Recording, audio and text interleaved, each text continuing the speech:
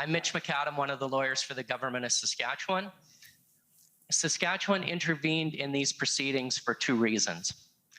First, because of concerns that the measures taken were overbroad in two senses.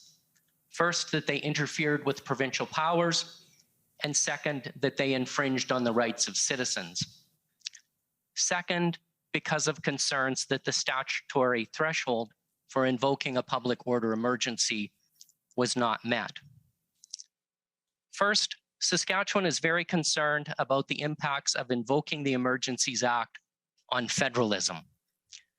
The emergencies power flows out of the Peace, Order, and Good Government Clause in the Constitution Act 1867 and gives the federal government the power to temporarily assume provincial powers under the Constitution.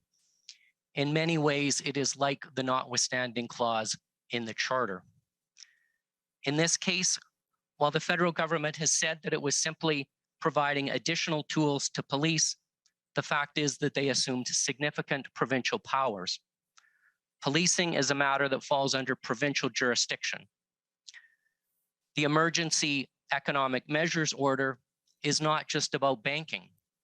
It expressly deals with credit unions, insurance companies, trust companies, loan companies, securities dealers, and investment advisors, all matters that fall under exclusive provincial jurisdiction. While many of these powers were not relied upon by the police, the order itself caused confusion and represented a serious and, in our view, unnecessary intrusion into matters under provincial jurisdiction. Second, the province is also concerned that the measures adopted under the Emergency Economic Measures Order were overbroad and may have infringed on the charter rights of Canadian citizens. But we will leave the submissions on that point to the Civil Liberties Group. Next, I'll turn to the threshold in the Act. Again, there are two branches to Saskatchewan's argument. First, the threshold is a statutory test. It's a high threshold, and it's a high threshold for a very good reason. The threshold is not whether the Emergencies Act was necessary or whether it was helpful. The test is whether there are reasonable grounds to believe that a public order emergency exists. Others will discuss, I suspect in great detail, whether that threshold is limited to threats to the security of Canada as defined by the CSIS Act, or whether it's broader. I'll largely leave those arguments to others.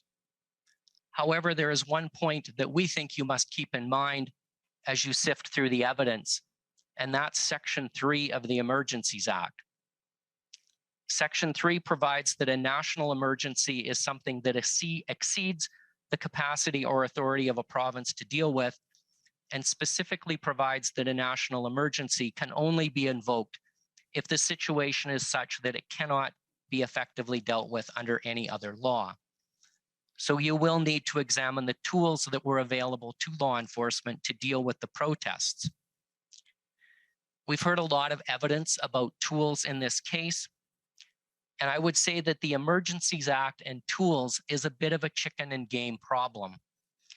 Does the emergency arise first and then the Act provides for tools to deal with the emergency? Or can an emergency arise because there aren't sufficient tools to deal with the situation? I tend to think it's the former, and I think there is a concern that the Emergencies Act should not be used simply as a way to fill in the gaps in the law. That was never its purpose. Second, Saskatchewan's primary focus in this case is on the consultations with the provinces. It is Saskatchewan's position that the consultations in this case were inadequate. We say that there are a number of things you should focus on. First, the precedent from 2020. Second, there were opportunities to consult with the provinces earlier. We've heard that the Emergencies Act was on the table by February 9th or 10th, if not earlier. The federal government could have consulted with the provinces at the front end instead of at the back end. Third, there's evidence which we will suggest shows that the decision to invoke the Emergencies Act was de facto made on February 13th before the First Minister's meeting. The Prime Minister confirmed this morning that the consensus at both the IRG meeting and the Cabinet meeting on February 13th were to proceed with the Emergencies Act. Fourth, the actual meeting that was held with premiers on the 14th. This meeting was set up on very short notice with no indication of what the subject matter was to be, and it lasted about 1 hour.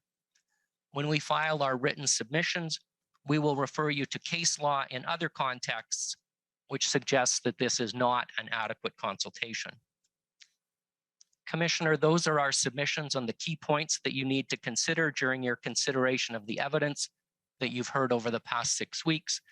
And finally, in closing, Commissioner, on behalf of Mr. Morris and myself, we would like to thank you for providing us with the opportunity to participate in these hearings virtually.